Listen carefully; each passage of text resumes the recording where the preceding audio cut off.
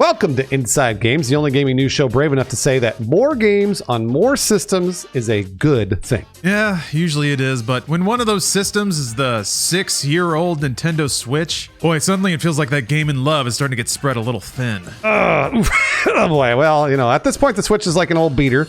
Sounds like hell, costs you dates, but simply will not die. Still going. And now, thanks to large-scale corporate posturing by Microsoft, Call of Duty will finally return to Nintendo platforms. That has not happened since Call of Duty Black Ops 2 on the Wii U in 2012. One of those weird sentences to write. I remember playing that just for kicks to see how the Wii U version was. Little did I know it was going to be more than a decade. So yeah, we're looking at video game history in the making, folks, right here. Surely you'll tell your grandchildren about this. But will this help Microsoft's chances of acquiring Activision Blizzard? That's why they're doing all this after all. And most directly, what the hell would a Call of Duty on a Switch even look like? And will its presence hold newer platforms back? Those are all great questions, so we got to start answering here. First, let's run down the news that kicked all this off. Microsoft made a couple of big moves this week to bring Xbox games to other platforms, and this is a very, very public display of openness as it tries to finish up that whole Activision Blizzard merger and be like, hey guys, look, we'll put games everywhere. Yeah, they're trying to play the good guys hard as they can. And it's fun to watch because even if somebody's faking it, it's nice to just see somebody be nice, That's true, you're right. Yeah, as you might remember, a few months ago, Microsoft said it would bring Call of Duty games to the Switch as part of a 10-year partnership. This week, they made it official. Microsoft President Brad Smith announced they'd signed a binding 10-year contract to bring Call of Duty to the Switch. Will the Switch even be around in 10 years? Probably at this rate, Jesus. Smith actually tweeted, quote, "This is just part of our commitment to bring Xbox games and Activision titles like Call of Duty to more players on more platforms. Under the agreement, new Call of Duty games will come to Nintendo, quote, the same day as Xbox, with full feature and content parity." I'm sure whatever developer is going to get thrown this loves that phrase right away. That's a fun thing to obligate to. And in a not-so-veiled shot at Sony, Microsoft added that they're, quote, committed to providing long-term equal access to Call of Duty to other gaming platforms. They love equality at Microsoft, don't they? That's actually a reference to Sony's staunch resistance to Microsoft's proposed $69 billion acquisition of Activision Blizzard, which I'm sure you've heard about. Sony has argued repeatedly in filings with regulators that such a merger could result in Call of Duty becoming a Microsoft exclusive, which they argue would be devastating to PlayStation. And then, of course, in this process, they've ignored a similar 10-year deal for Microsoft to keep Call of Duty on PlayStation. Oh, wow, that's convenient. I mean, you kind of have to, though. You can't say that you can't possibly do business without it and then accept a deal that makes it okay. So they're just sticking to their guns. At a press conference this week in Brussels, Brad Smith dramatically held up a piece of paper that he said is an agreement that he's ready to send to Sony. Love the pageantry. It's getting pro wrestling out there. Yeah, it really is. Quote, "I live with the hope that we'll come to terms with Sony," he told CNBC. He added, "We're not there yet, but I do think as we make progress with others, if we can get a deal done with Nintendo, if we can get an agreement with Nvidia, it should provide a path forward that others like Sony can build on as well." The deal with Nintendo also is a direct shot at the U.S. Federal Trade Commission, or the FTC, which sued Microsoft to block the Activision merger in December of 2022. In the suit, the FTC claims that Call of Duty as a franchise drives way too many sales to be owned by any platform holder. They argue that, but they justify it by arbitrarily defining the games industry as just high-end consoles, so only the Xbox and PlayStation. The lawsuit even explicitly acknowledges but excludes the Switch, claiming that it doesn't count as the same market because it can't run the same games. It's not as high spec, basically. Wow, geez, knocking out 50% of the market or whatever. And well, imagine trying to argue that case when Microsoft has already signed an agreement to publish Call of Duty with content parity on the Nintendo Switch. Even a tech illiterate judge would. I gotta see the contradiction there. Everybody can see it. The Switch doesn't count because it can't run it, and then they just signed the agreement, so yeah. Which is why our prediction is that the FTC suit probably won't go to trial because it's on pretty shaky logic to begin with. I have to feel like even to a tech illiterate judge, it'd be a little embarrassing trying to argue that. Mm-hmm. I agree. All right, let's get to the other big news. Brad Smith also announced this week at the press conference that all Xbox PC games will come to the competing cloud service Nvidia GeForce Now. Yeah, as a result, Nvidia, which previously raised issues with the Activision Blizzard merger, now has done a 180. They completely support it. They're down. I'm not surprised. It's kind of like the last deal with Nintendo. This one seems specifically targeted at a regulatory agency.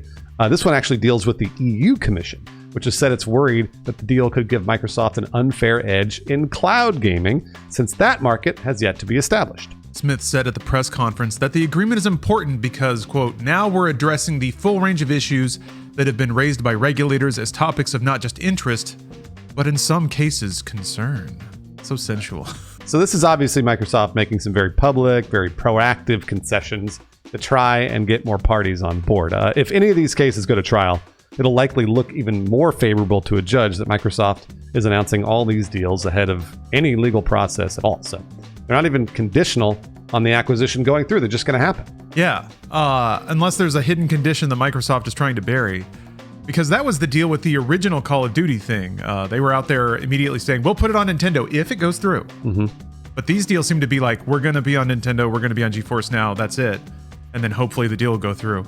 Or they're announcing this early knowing that it will go through if they announce these things. I don't know, it's kind of interesting to notice, but one way or the other, the takeaway is that it's very clear Microsoft is pointing a fire hose of money at this deal to push it on through. That's right. They are a $1 trillion company after all.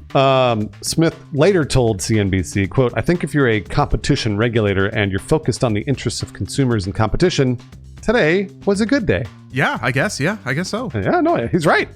Yeah. Got some wins. Smith also showed off some graphs at the press conference, illustrating. I love graphs. Yeah, they're good. They're very pro Microsoft, as you might imagine. But yeah, a lot of good pie graphs, a lot of good green and blue breakdowns. Yeah. But the graphs illustrated that the PlayStation brand has a lot more market share globally than Xbox does, 75% to 25%.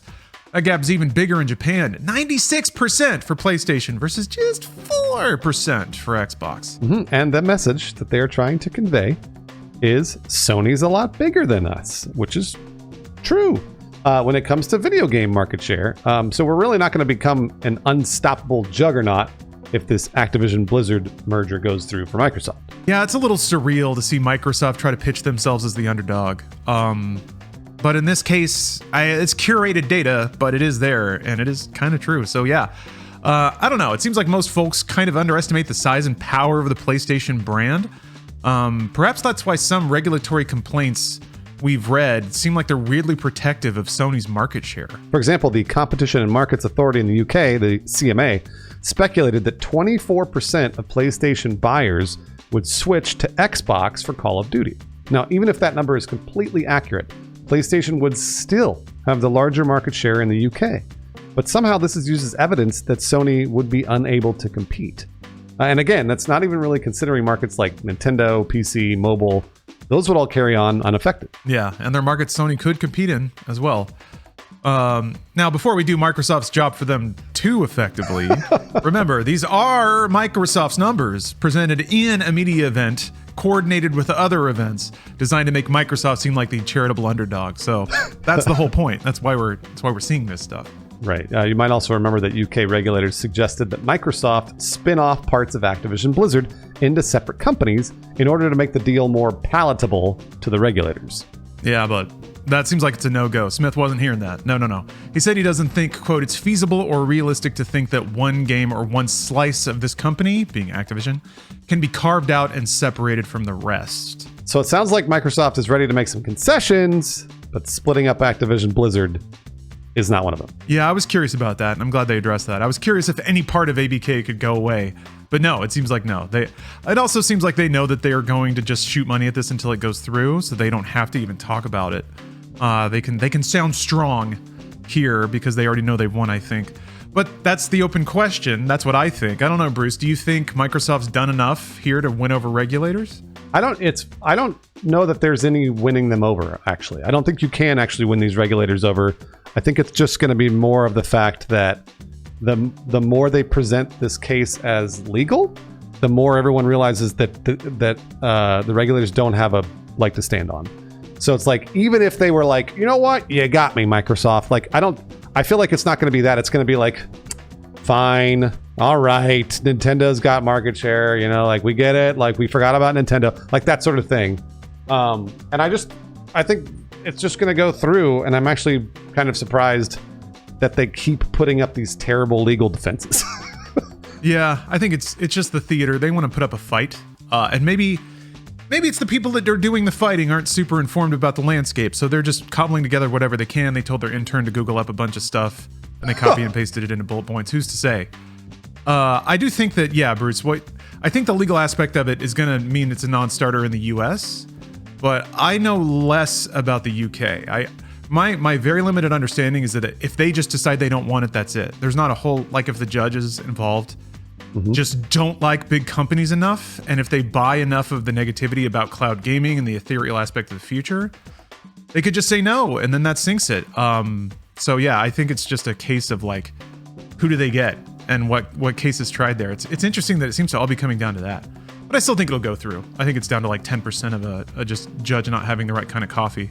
If this were any other company, and if it wasn't Microsoft making this acquisition, and everybody'd be like, great, go for it, do it.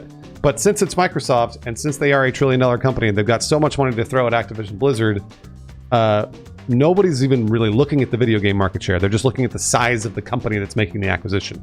And I know that factors in. I know that's important, but Microsoft, as they showed in the video game market share, they are the underdog, which is pretty weird to say. Yeah, when it comes to consoles, yeah, they still got Windows, they got Azure, they got a lot of tech backbone. They have a complete delivery pipeline, I think, for games, and then they can, if they want to in the future, put a hard wall and just contain top to bottom everything about it. The development, the delivery, the charging, the ecostructure. So I think that's the concern, and Bruce, I think you're right.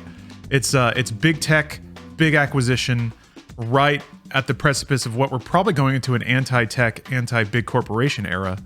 So yeah, everything's aligned to make this the battleground, except that it's not a very good battleground is what it seems like. Yeah, that's right. All right, next question for the audience and for you, Lawrence.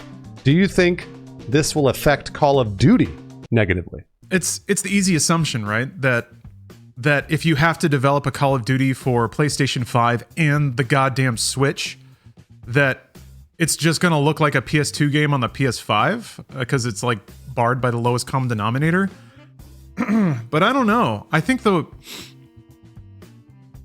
that promise was made with Activision assuming that Microsoft is going to flood them with money as soon as they get acquired. Or if Activision makes the case that like, okay, you want to port COD to the Switch? We know the contractors that can do it. We've worked with these developers that do Switch ports. We published on Switch. Here's the cost. And Microsoft will write the check because they've been writing checks nonstop. Activision hires on a ton of contractors. They crank out a buggy, crappy port to COD 24. They fulfill their obligation. I think it's more like maybe they start picking up customers in Warzone on Switch, and then that makes it kind of worth it for them, aside from just doing this dance. But I don't know. I think the Switch can handle it. I think they make their game, and then they give it to the contractors who try their hardest to chop it down to run on the Switch. So I think that's kind of the thing. I don't think it's going to like hurt the game, but it may introduce a lot of like chaos and noise, and it might slow down. It might slow down games as service content if they have to maintain a calendar across everything and the Switch. So that's kind of where I feel like they'll get the most messy, is things like Warzone updates. Those are going to like crash to a halt, or there will just be two different versions. But they said content parity!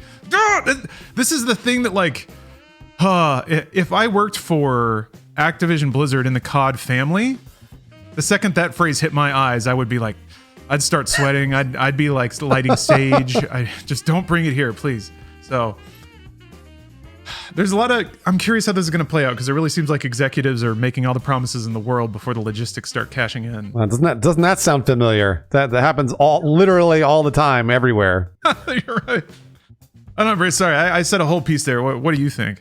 No, I was just gonna say, well said, Lawrence. I agree pretty much all the way around, and you kind of got it all. So that you nailed it. I was gonna move on to the Inside Games Inside Gamer, which, by the way, we don't have every episode, so I'm super excited. Oh, this is a special exception, yeah. So this week's Inside Games Inside Gamer is Activision Blizzard EVP of Corporate Affairs and CCO Lulu Maservi, who continues to speak to the gamers in a language they understand: memes. This is the more she promised, so it's good. It's good. Oh my gosh. Was she the lady that was tweeting about Last of Us? Yup. This is the more she promised, so it's good. It's good. I'm all over it.